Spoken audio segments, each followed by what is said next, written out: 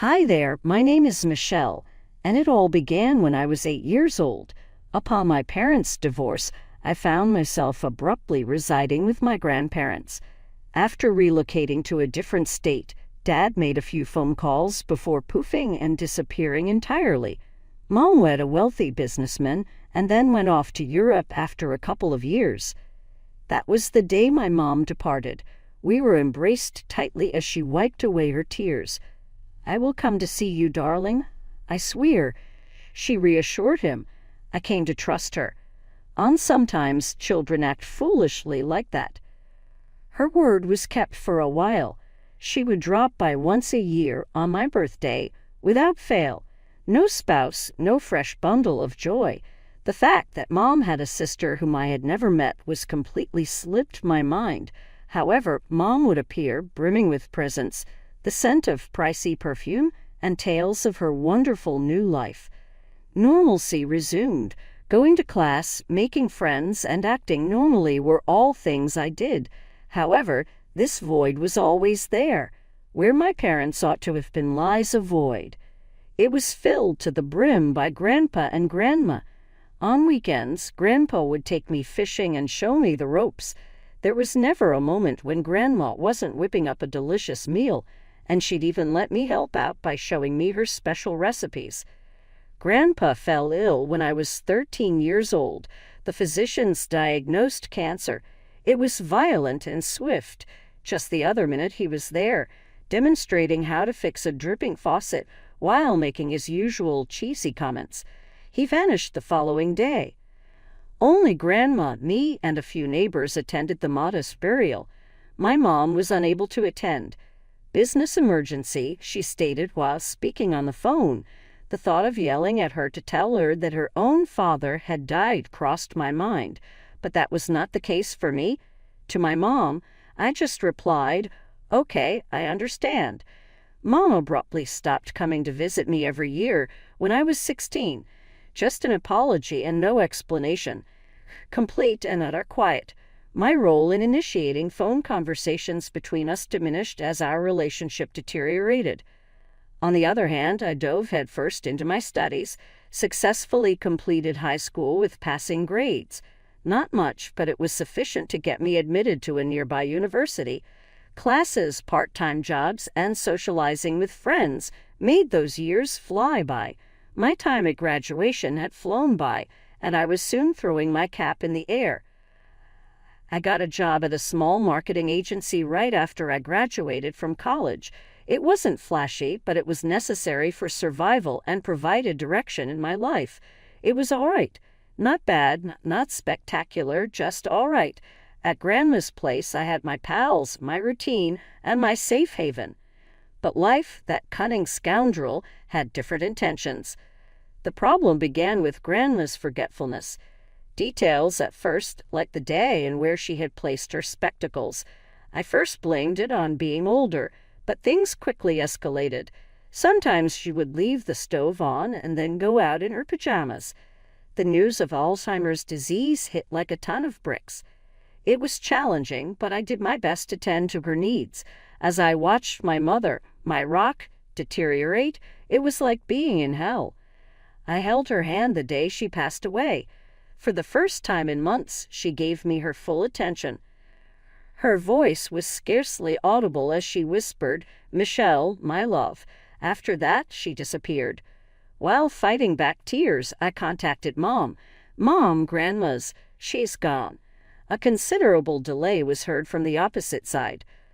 "Oh, Michelle," she eventually uttered, her voice strangely low. I apologized deeply. "I am currently unable to escape. Job is just insane. I think you get it."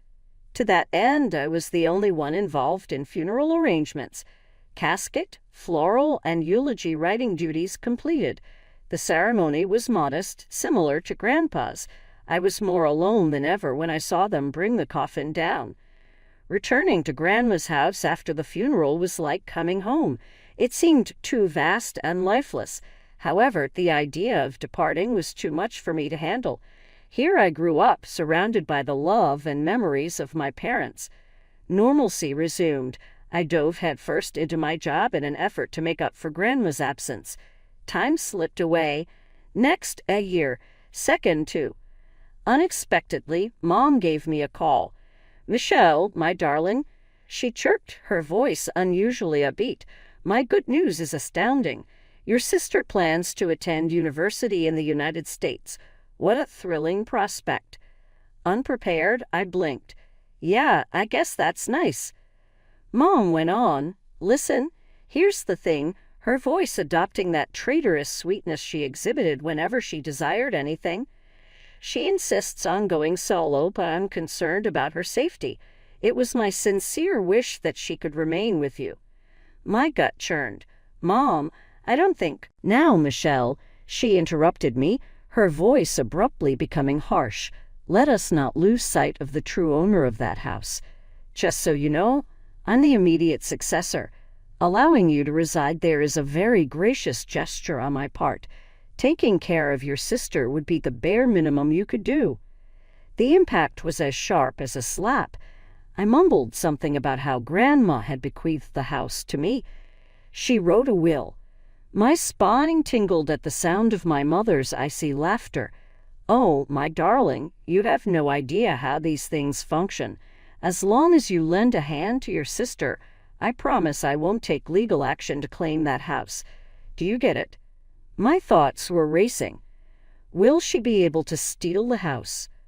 On the day my sister came, I was filled with despair at the prospect of losing my home, the only remaining link to my grandparents, and my lack of knowledge about inheritance law only served to deepen my despair.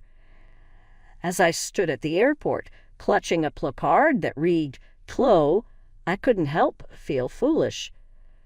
Her only appearances in public were in Mom's Facebook shots, where she always appeared model-ready. In my mind, I could see her well. Am I ever mistaken? With her confident stride out of the arrival gate, she was nearly invisible to me. The sibling I'd seen in images didn't resemble this girl at all. Well, she was ideal. Overly ideal, as if she had been plucked from a celebrity impersonation database. "Chloe!"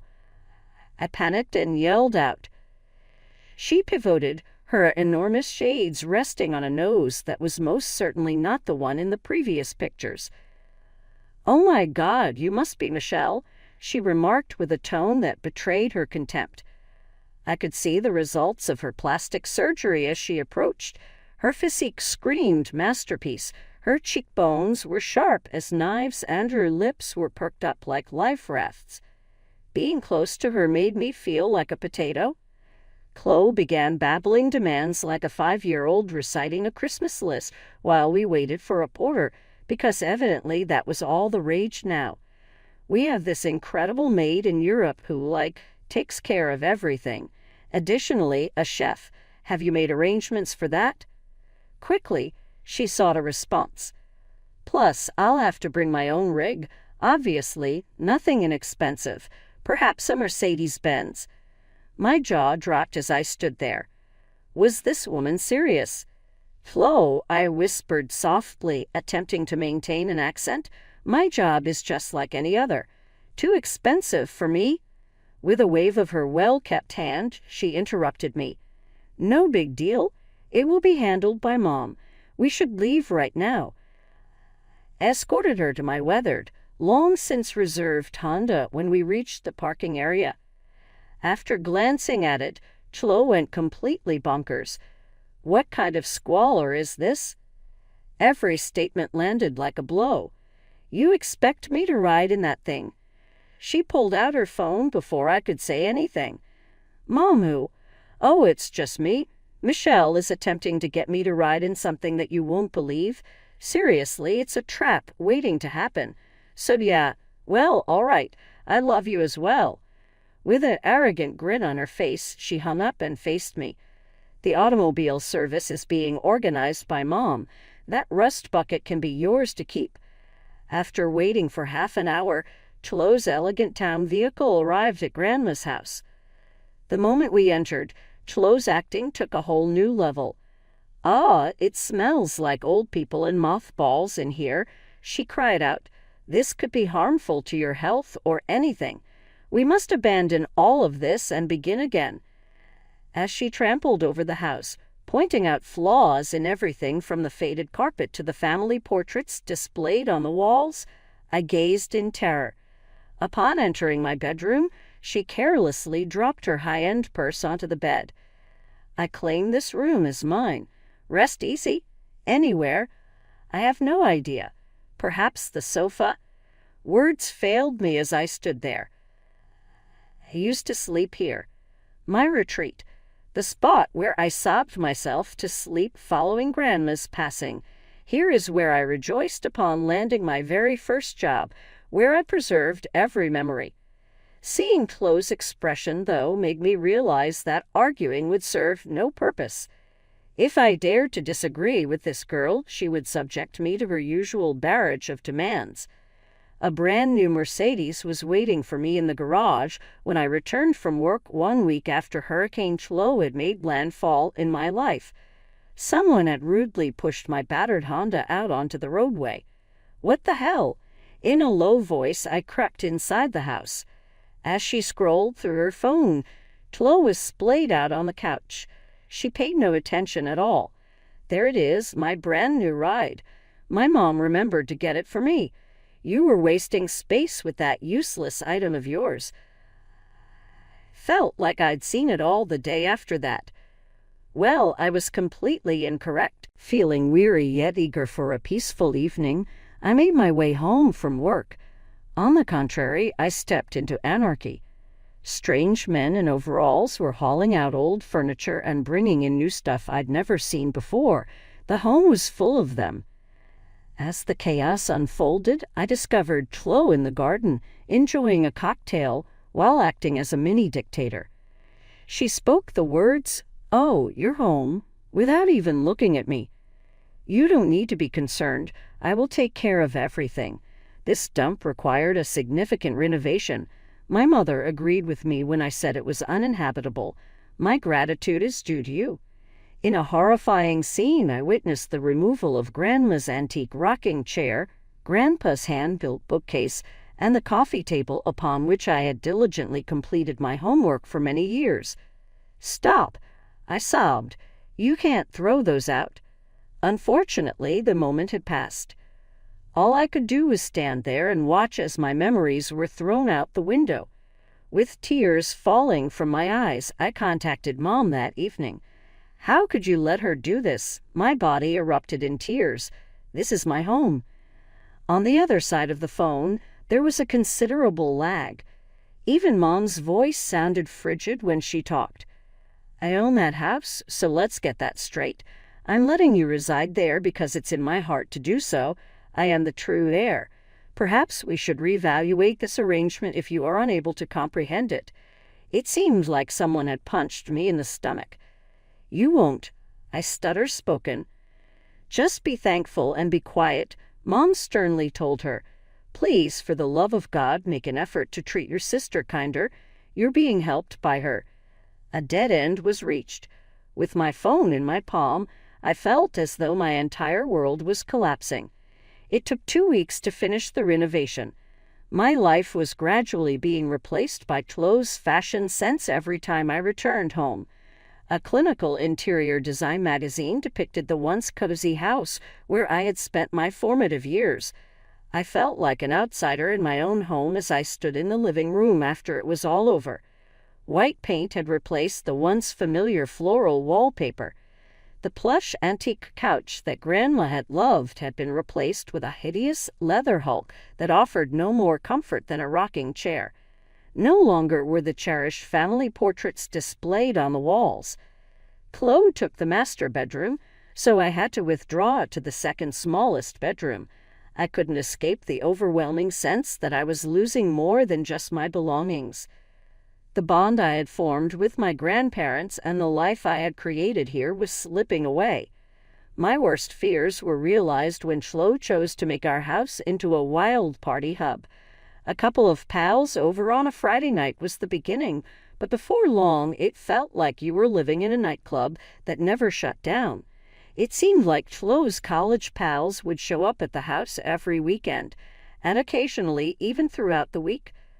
All of them shared her traits: affluent, conceited, and condescending toward those they saw as lower class, which obviously included me. I happened to overhear Chloe and her buddy having a conversation in the kitchen one night. I assure you I was not eavesdropping. I was merely attempting to get something to eat before I went to my room to get away from the mayhem. "Who's that?" I overheard a girl asking. "She looks kind of old to be here." An ear-piercing screech escaped Chloe's lips. "Michelle, that's all. It's as if she's some distant relative. She is allowed to work here as a maid by Mom." Not caring if they could hear, I banged the refrigerator shut. I was rushing back to my room, tears in my eyes. Where does her courage come from? How dare it? This was my home. After Chloe got out of bed at about noon the following morning, I went to face her. "No more parties," I declared, my voice barely audible as I protested. "This can't continue. It's becoming old to return home to an unfamiliar house full of people. The chaos, the noise, it's all too much." The expression on her face was one of annoyance. "You kill the energy, man. I see why you're so socially isolated." "This has nothing to do with friends," I stated. "The next-door residents are wailing. Because to your noise, the elderly and families with children who live next door are unable to sleep." By shrugging, Chloe indicated that it was not her concern.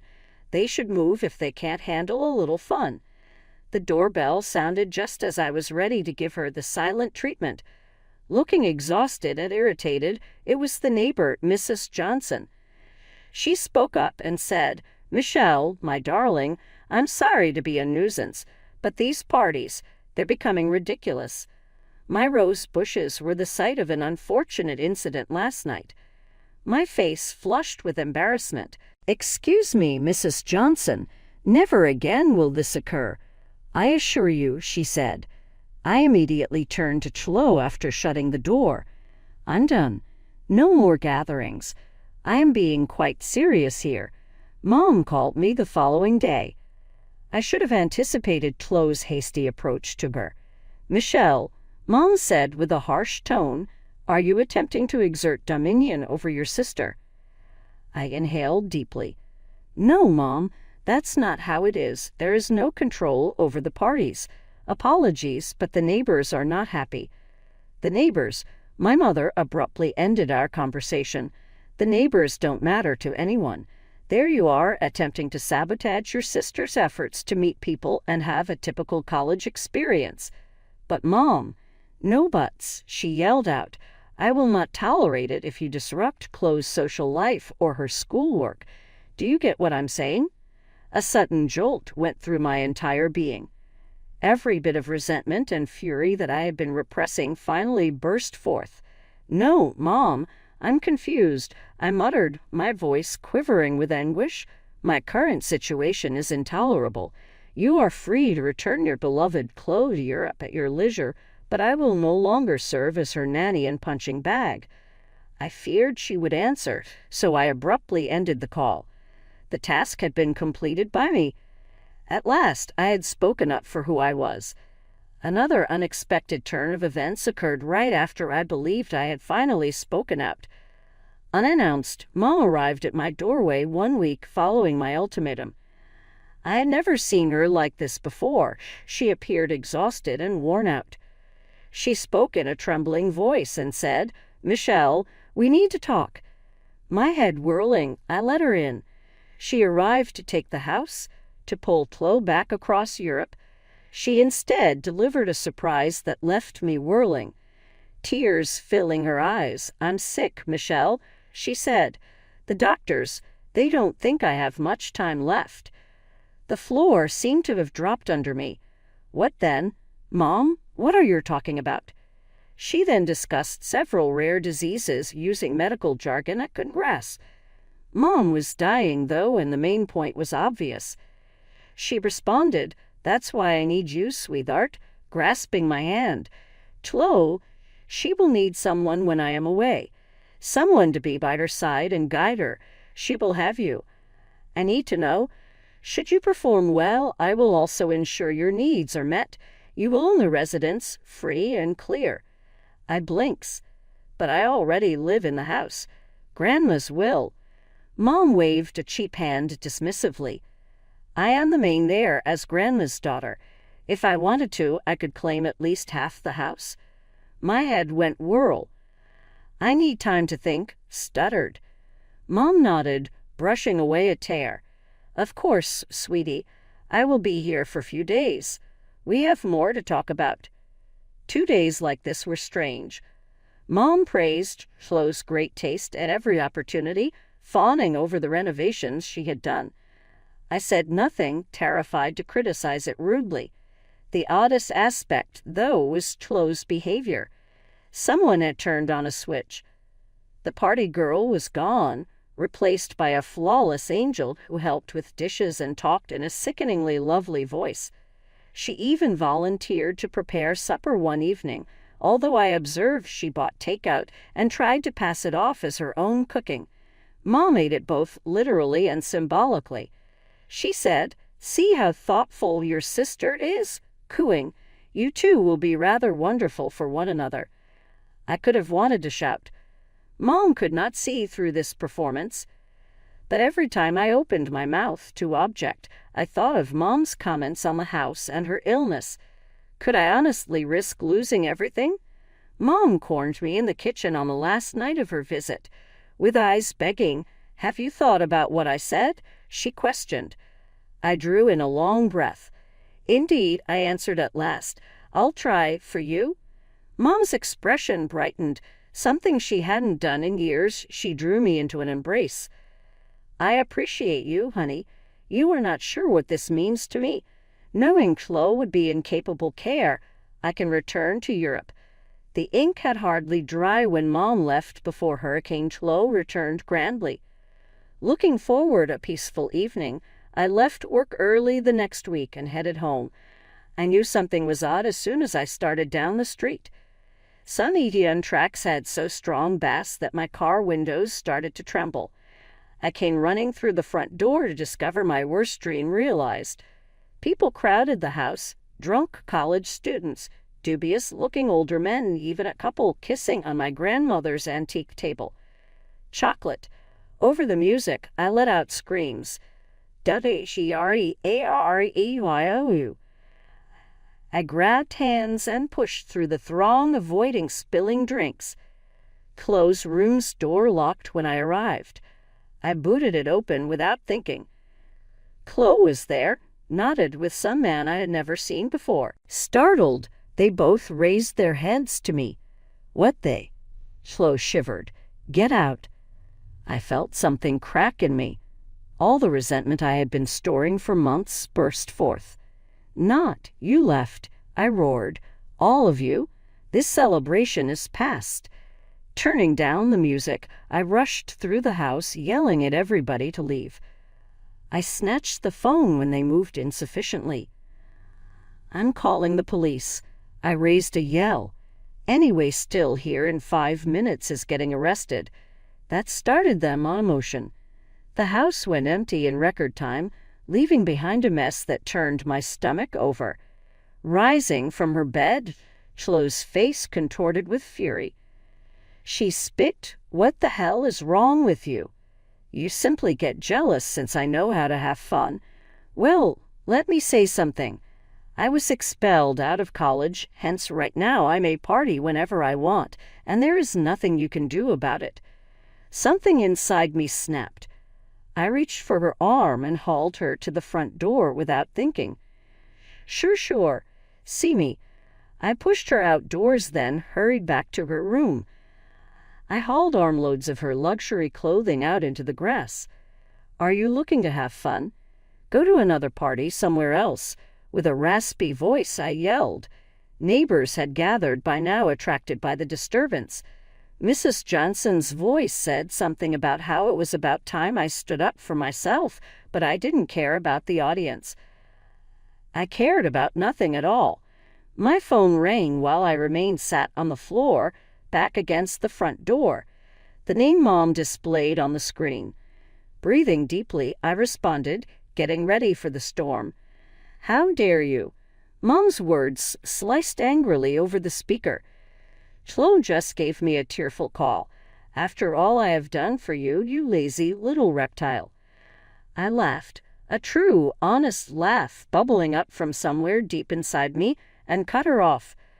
"Everything you have done for me." My voice surprisingly steady, I said, "Mom, that's rich, truly rich. Don't you approach me, young lady, in that tone." Mom started to snarl. "I'll remind you that house's legitimate successor is me. I could take it away from you with a quick finger snap." I started to grin over my face. "No, Mom, you are not able. Yesterday I visited with a lawyer. Grandma's will is absolutely strong. She turned everything over to me. Not you. Less than not Chloe, not mine. And you have no control over it either." Mom seemed to be breathing shackily. Her voice had changed totally as she spoke once more. "Let us not be hurried now, Michelle. We can surely work something out. If you bring Chloe back, I'll make it worthwhile. I have properties in Europe, a vineyard and a seafront home. All of it might be yours." For a second, I considered it. Sounds great from a villa near the water. But then I thought back to the tranquility I had experienced in the minutes following Chloe's expulsion, that relief at last defending myself. There was no villa worth giving that up. "Thanks, but no thanks," I answered with great conviction. "Grandma left her savings with me. For me to live comfortably, it is more than plenty. Nothing from you is either wanted or needed." I hung up straight away, blocking Chloe's number as well as hers. Sitting in the silent house, I sensed a weight release from my shoulders. Possibly for the first time ever, for the first time in years, I was really free. The next few weeks were a mumble of activity. I poured myself, both physically and metaphorically, into straightening the wreckage Chloe left behind. I cleaned floors, painted walls, and started gently to take back my space. Mrs. Johnson stated something one day as I was chatting across the fence that caused my heart to skip a beat. "You know," she remarked casually, "I noticed some furniture at the flea market last week that looked exactly like your grandmother's old pieces. Though I felt it was unfortunate to see it there, I reasoned you must have sold it during the restoration." I went to my car after thanking her, my pulse thumping. I was meandering about the flea market 1 hour later, and there were Grandma's old rocking chair, Grandpa's bookcase, even the coffee table where I had studied for years. I paid a fraction of what they were worth to buy them all back off from. As I hugged the rocking chair, tears in my eyes, the merchant stared at me oddly. I didn't give a damn. Turned one of the extra bedrooms into a copy of Grandma's old living room over the next several days. I felt as I set the familiar furniture and hung the old family pictures back on the walls that I was reconstructing more than simply a room. I was reconstructing my relationship to the folks who had loved me without conditions. Years have gone by since then. Right now, the house is calm and peaceful. Sometimes I consider all that has happened about Mom and Chloe and the life I thought I wanted, while seated in Grandma's rocking rocker, reading a book or simply savoring the quiet. Knowing I had severed links to the only family I have left, I will not pretend it doesn't hurt occasionally. Then I look about the house I have recovered, at the life I have created for myself, and I know I made the correct decision.